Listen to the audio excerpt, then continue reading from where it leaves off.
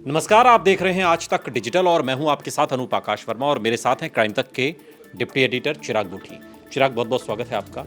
खबर देश की राजधानी दिल्ली से है और चिराग, ऐसी खबर कि जिसे हर कोई सुनकर सन्न रह गया है। अब तो चूंकि खुलासा हो गया, सारी चीज़ें साफ हो गई हैं आईने की तरह। खबर पर हम आपसे विस्तार से बात करेंगे, लेकिन जहां से शुरुआत होती है, जिस जानकारी से कि मैंने तुम्हारी सबसे जो कीमती चीज़ थी वो मैंने तुमसे हमेशा के लिए छीन ली, ये प्रेमिका कहती है अपने प्रेमी को और उसके 11 साल के लड़के की जान ले लेती है। ये पूरी खबर है क्या, ये बताइए। देखिए, बड़ा विचित्र मामला है ये। हाँ। 2019 में जितेंद्र नाम का एक शख्स था, ठीक है। जो इंद्रपुरी में रहता है, अपने परिवार के साथ रहता था। उसकी शादी करीब 12-13 साल पहले हुई थी।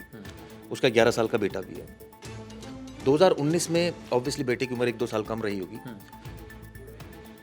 इसकी एक दोस्ती हो जाती है पूजा नाम की लड़की से, और पूजा रनहौला में रहती है, और दोस्ती जो है धीरे धीरे नज़दीकियाँ बढ़ती जाती है। ये जानते हुए कि ये शादीशुदा है, अपने इमोशन जज्बात कंट्रोल नहीं कर पाता और उसके साथ रहने की कस्में खा लेते हैं दोनों एक दूसरे के साथ। फाइनली उसके साथ रहने लग जाता है।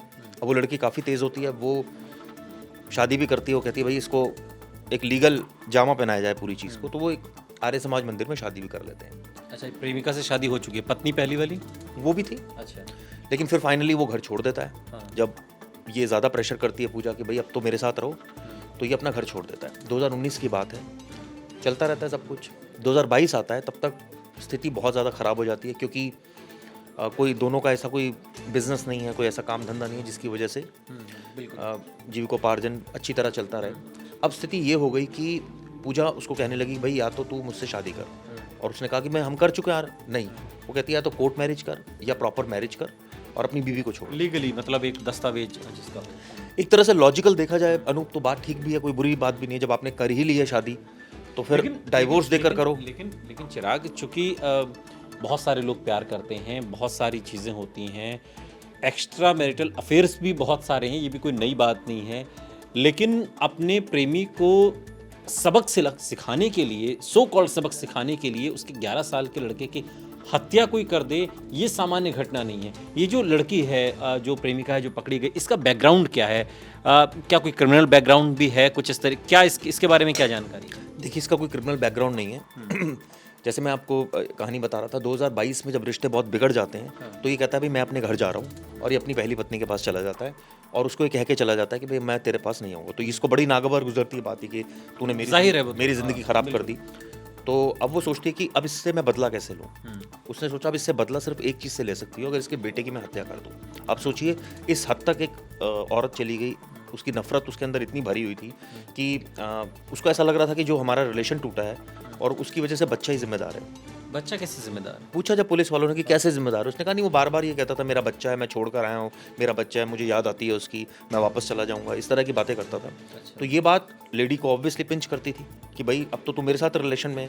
तो अब देखिए, एक शुरुआत में हम थोड़ा सा लेडी को फेवर भी कर रहे हैं कि चलिए अगर किसी के साथ ऐसा होगा तो वो नेचुरली विरोध करेगा, लेकिन अब देखिए विरोध का तरीका क्या रहा। उसने विरोध इस तरह से किया कि विरोध का तरीका, विरोध का लेवल कितना खतरनाक है। वो लेडी 10 तारीख को जाती है इंद्रपुरी इलाके में। ये जो जितेंद्र रहता है उसके घर जाती है।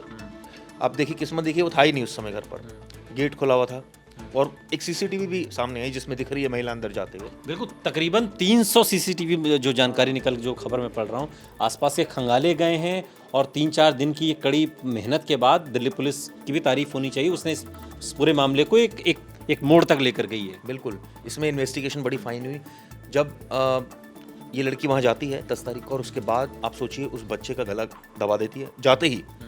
मतलब आप सोचिए किस उससे गई थी, बैग लेकर जाती है, मुंह पर एक चुन्नी डालकर जाती है और सीधा जैसे अंदर घुसती है। ये घर पे जाती है जहाँ पे बच्चा था, बच्चा कहीं और रहता था, इंद्रपुरी में, जहाँ बच्चा ये अपनी माँ के साथ रहता था। वहाँ उस घर में चली गई और वहाँ जाकर उसका गला जाते ही दबा दिया। कोई नहीं था घर पे? घर पे कोई नहीं था। आप सोचिए, गला दबाते ही और जो है वो ये वहाँ से निकल गई और उसको बेड में छुपा के चली गई। अब सोचिए इतना वक्त इसके पास था कि इसने गला दबाया, पूरी प्लानिंग से आई थी, गला दबाया, बेड खोला, सारे कपड़े निकाले, इसको पटका बेड के अंदर, कपड़े उसके ऊपर डाले और बेड बंद करके भाग गई। ये जो इसकी पूरी एक्टिविटी हुई तकरीबन 10 से 15 मिनट के अंदर हुई। अब सोचिए। और ये बड़ी अजीब से विचित्र बात लग रही है मुझे कि मतलब घर पे कोई नहीं इसका था। कोई आप सोचिए। हाँ, लेकिन इसका कोई ऐसा इरादा नहीं था कि जैसे आम और तरीके के जो क्राइम हम देखते हैं कि हत्या कर दी, उसके बाद लाश को भी ठिकाने लगा दिया खुद को बचाने के लिए। खुद को बचाने जैसा कोई इसके अंदर कुछ दिखाई नहीं, देखिए बचाने का तो मकसद था ही कि मैं छिपा देती हूँ, पता किसको लगेगा मैं आई हूँ। ये तो सीसीटीवी था, तो अगर मान लीजिए सीसीटीवी नहीं होता तो बड़ा मुश्किल होता ये पता लगाना कि कौन आया था पीछे से। पहली बात। दूसरी बात, डिस्पोज ऑफ करने की जहाँ तक बात है कि इतना आसान तो था नहीं कि सबके सामने बॉडी को उठाकर लेकर जाती। ये तो ऑब्वियसली बड़ा मुश्किल होता है। तो इसने ये काम किया और वहाँ से तुरंत निकल गई। कई सारे सीसीटीवी खंगाले गए, तब जाकर पता लगा ये लड़की तो पूजा है और ये पहचाना जितेंद्र ने।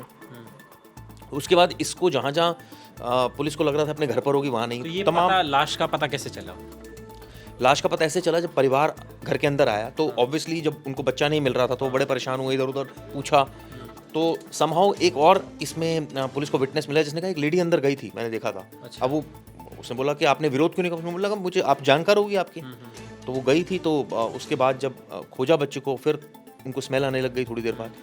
हालांकि ब्लड भी वहाँ था, तो वो जो ट्रेल चेक की गई, पुलिस को बुलाया गया, तो फिर पुलिस की छानबीन से बाद में फाइनली बच्चा जो है वहाँ से निकला। लेकिन आप सोचिए 11 साल के बच्चे की इस तरह से निर्मम तरीके से हत्या कर दी। ये तो बिल्कुल जाहिर तौर पर ये तो बहुत भयानक। ये जो प्रेमी है या इस लड़के के जो फादर हैं, उनका क्या रिएक्शन है और मदर का क्या रिएक्शन है इस पर? देखिए वहाँ घर पर तो कोई नहीं था उस समय, ये परिवार दोनों एक साथ ही रहता है जो अभी तक जानकारी मिली, और छोटा मोटा काम ही करते हैं, कोई ज़्यादा बहुत दिहाड़ी मजदूर टाइप ही हैं। लेकिन सवाल ये उठता है कि इसमें जो सोचने वाली बात है अनूप, कि एक लेडी को ठगा गया या ये कहे जाए उसके साथ चीटिंग हुई, तो उसने इसका बदला किस फॉर्म में लिया? साइको की भी कुछ बात है, कुछ दिमागी तौर पर वो ठीक नहीं थी या क्या था? क्योंकि कोई ऐसा बैकग्राउंड नहीं है कुछ क्रिमिनल की पहले कुछ इस तरीके की चीज़ें की हों, या फिर क्या अचानक से कोई गुस्सा आ जाए और इंसान, कोई सामान्य आदमी तो ऐसा नहीं कर सकता ना। आप और मैं भी एक सामान्य व्यक्ति, हम किसी का कत्ल तो नहीं कर सकते। आप ये सोचिए ना कि वो अगर वहाँ जा रही है घर पर, तो घर पर मैं ये समझना चाह रहा हूँ, चूंकि इसलिए गुस्से का लेवल क्या इतना खतरनाक भी हो सकता है। कोई एक सामान्य सा आदमी, एक सामान्य सी महिला, सामान्य सी लड़की क्या किसी का कत्ल भी कर सकती है? आप देखिए श्रद्धा मर्डर केस हुआ जिसमें किस तरह से निर्मम तरीके से हत्या की गई, तो ये गुस्सा तो किसका किस सेंस में आ रहा है, ये इसका कोई वो नहीं है। लेकिन आप ये सोचिए कि जब वो इस पूरी घटना को अंजाम दे रही थी, क्या वो इस मकसद से आई थी कि उस लड़के को मारना है, या मकसद था जितेंद्र को मारना है, उसकी पत्नी को मारना? वो नहीं मिले तो फ्रस्ट्रेशन में वो लड़के को मार गई। ये भी एक पहलू है जो जांच हो रही है हर एंगल से। लेकिन आप ये जो जिस ढंग से किया गया, वो आई और वो बिल्कुल उसको ये लग रहा था कि मैं पकड़ने नहीं जाऊंगी। ये भी हो सकता है, क्या पता वो झगड़ा करने के मकसद से आई हो और उसे कोई ना मिला हो। जैसे आपने कहा फिट ऑफ रेज में ये हुआ, ऐसा भी पॉसिबल है कि एकदम उसको गुस्सा आ गया अचानक कि वो कोई नहीं है तो ये बच्चा है, इसको मार दो। तो आप सोचिए कि ये राजधानी में इस तरह की घटना हुई। जो चूंकि जो कबूलनामा कहिए या जो बात कही है, जो उसने अपने प्रेमी को मैसेज देते हुए कही है कि मैंने तुमसे सबसे जो कीमती चीज़ है वो हमेशा के लिए छीन ली है, और इस समूचे वाक्य में पूरी जो तकलीफ है वो उसकी उजागर होती है, जो उसकी ईर्ष्या है वो इसमें उजागर होती है, जो उसका गुस्सा है वो उजागर होता है। लेकिन जो कुछ भी हुआ है ये बहुत ख़राब है, बहुत गलत है। इसकी जितनी निंदा की जाए उतनी कम है, और कठोर से कठोर इसमें सज़ा होनी चाहिए। 11 साल का बच्चा जिसका कोई कसूर नहीं था, वो इन दोनों की मोहब्बत की भेंट चढ़ गया। बहुत बहुत शुक्रिया चिराग, इस तमाम जानकारी के लिए आपका। यहाँ रुक रहे हैं लेकिन आप कहीं जाइएगा नहीं, बने रहिए हमारे साथ, देखते रहिए आज तक डिजिटल।